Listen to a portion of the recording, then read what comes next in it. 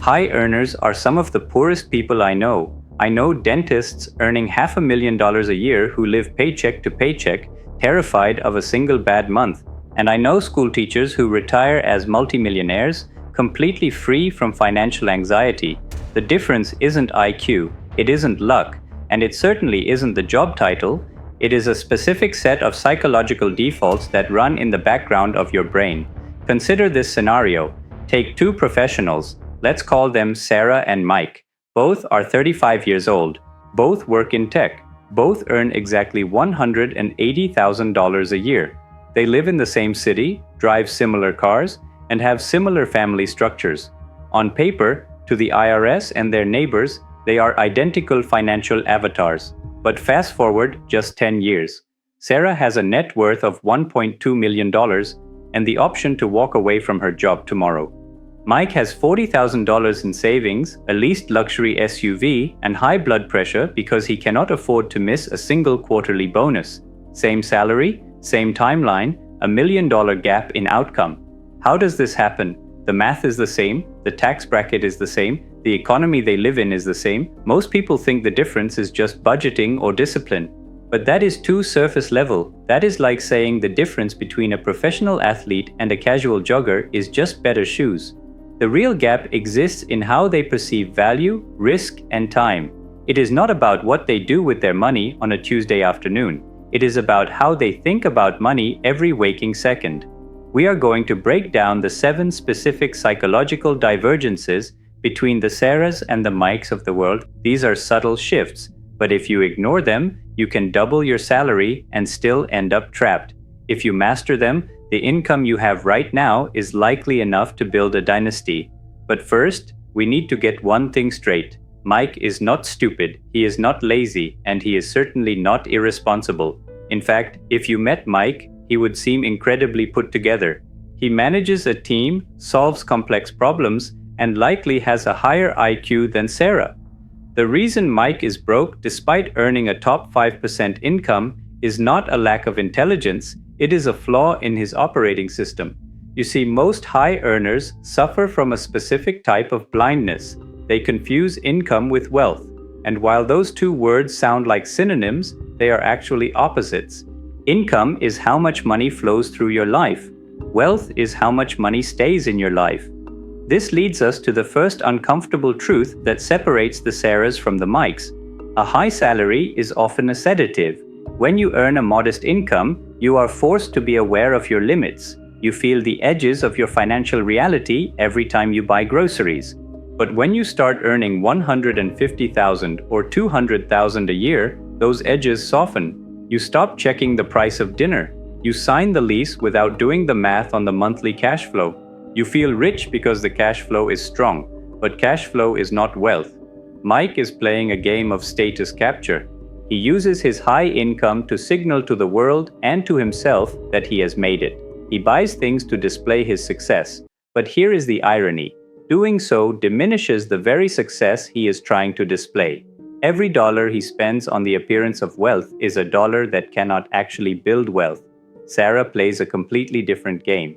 She understands that wealth is what you do not see. It is the cars not purchased, the diamonds not bought, the first-class upgrades declined. She realizes that money has two potential jobs. It can be a tool for consumption or it can be a tool for freedom.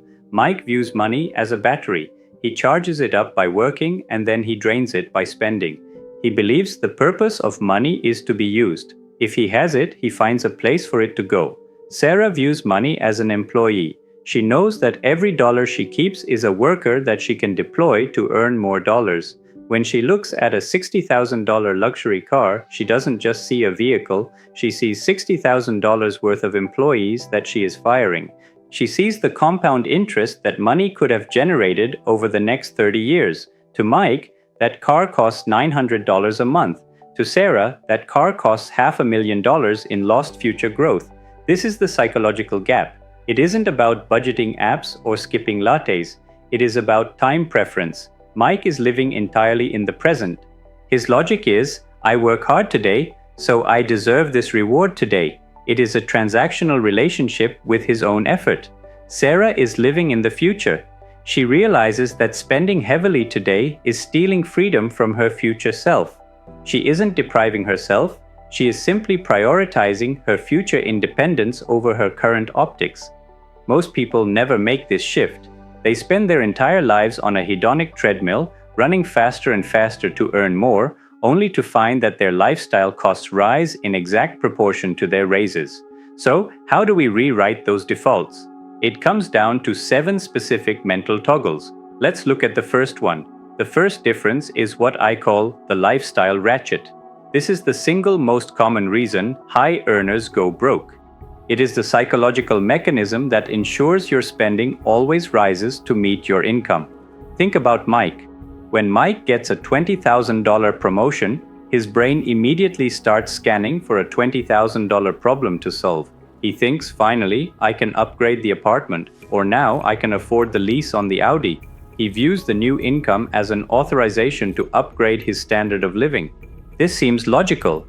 He worked hard, he got more money, so he should have a better life. But here is the trap. The lifestyle ratchet only turns one way. Once Mike upgrades to the luxury apartment with the doorman and the gym, that becomes his new baseline. It becomes his normal. After 3 months, the joy of the new apartment fades. This is called hedonic adaptation. But the bill remains. If Mike's income takes a hit, or if he wants to take a risk on a new business, he can't. He is psychologically and contractually locked into a high-burn lifestyle. He has to keep earning at peak capacity just to maintain his normal. He isn't owning his possessions are owning him. Sarah operates differently. She understands artificial scarcity. When Sarah gets that same $20,000 raise, she doesn't change her lifestyle. Instead, she captures the spread. She sets up an automatic transfer so that the extra money never even hits her checking account. She forces herself to live on the same amount she lived on yesterday. To Sarah, a raise isn't a license to spend. It is an acceleration of her timeline. She knows that if she can keep her expenses fixed while her income grows, the gap between the two will expand exponentially, and that gap is where freedom lives. Mike uses money to buy better things. Sarah uses money to buy options. That leads us directly to the second difference, which is perhaps the most difficult one to overcome because it fights against our biology. The social return on investment. We are social creatures. We are hardwired to care what the tribe thinks of us. For thousands of years, status meant survival. If you were high status, you ate first. If you were low status, you starved. Mike is still running that prehistoric software. He unconsciously evaluates every purchase based on its social ROI. How much status will this buy me? He buys the $80,000 SUV not just because it drives well, but because it signals to his peers, I am successful, I am competent, I am one of you. He is paying a premium for approval. The irony, and this is something the writer Morgan Housel points out brilliantly, is the man in the car paradox. When Mike drives down the street in his luxury SUV, he thinks people are looking at him and thinking, wow, Mike is successful. But they aren't. They are looking at the car and thinking, wow, if I had that car, people would think I am successful. Nobody is impressed by Mike's possessions. They are only using his possessions to fantasize about their own. Mike is spending half his paycheck to impress people who are ignoring him to think about themselves. Sarah has opted out of this game entirely. She realizes that trying to look wealthy is the fastest way to stay poor. She understands that true wealth is what you don't see. It is the money in the bank that wasn't turned into a car. It is the portfolio that wasn't turned into a designer watch. Sarah derives her confidence from her balance sheet, not her driveway. She doesn't need to display her wealth because she knows it's there. This makes her socially bulletproof. She can drive a 5-year-old Honda and wear generic jeans because she isn't looking for permission to feel successful. She has the receipts in her brokerage account. The third difference explains why Mike constantly loses money in the market while Sarah quietly builds a fortune. It comes down to the boredom threshold. This is a counterintuitive truth about wealth building. Real investing is incredibly boring. If you are doing it right, investing should feel like watching paint dry. It is a systematic, repetitive process of buying productive assets and doing absolutely nothing for decades. But Mike hates boredom. He is a high performer. He is used to solving problems, taking action, and being the smartest guy in the room. When he looks at his money, he wants to do something. He wants to beat the market. He wants to find the next Bitcoin, the next Tesla, the next big thing that will 10x in a month. Mike treats investing as entertainment. He needs the dopamine hit of the big win. He checks his portfolio every day. He reads the headlines. He sells when things look scary and buys when things look exciting. Mike is confusing complexity with effectiveness. He thinks that because earning money was hard and complex, growing it must also be hard and complex. Sarah understands that the intersection of exciting and profitable is almost zero. She knows that the math of compounding works best when you don't interrupt it. She embraces the boredom. She buys low-cost index funds or high-quality assets, automates the contributions, and then, this is the key, she stops looking. She doesn't check her account daily. She doesn't panic when the news says the economy is crashing. She has a high tolerance for inaction. While Mike is busy trading in and out, paying taxes and fees, and missing the best days in the market because he was trying to time the bottom, Sarah is out living her life. She lets the market do the heavy lifting for her. Mike wants to be the star of the show. Sarah is happy to be the audience. But even if you master these three, there is a fourth hurdle that trips up almost everyone. It is a subtle belief about deserving success that sabotages you right when you start to win. This is what psychologists call moral licensing. It is the subconscious belief that because you did something good, like working an 80-hour week, you are now entitled to do something bad to balance the scales. In personal finance, that bad thing is usually spending money you should be saving. Mike falls into this trap every single Friday. He views his spending as a reward for his suffering. When he books a 5-star vacation, he isn't just buying a trip, he is paying himself back for the stress of his job. He tells himself, I work hard, so I deserve to play hard.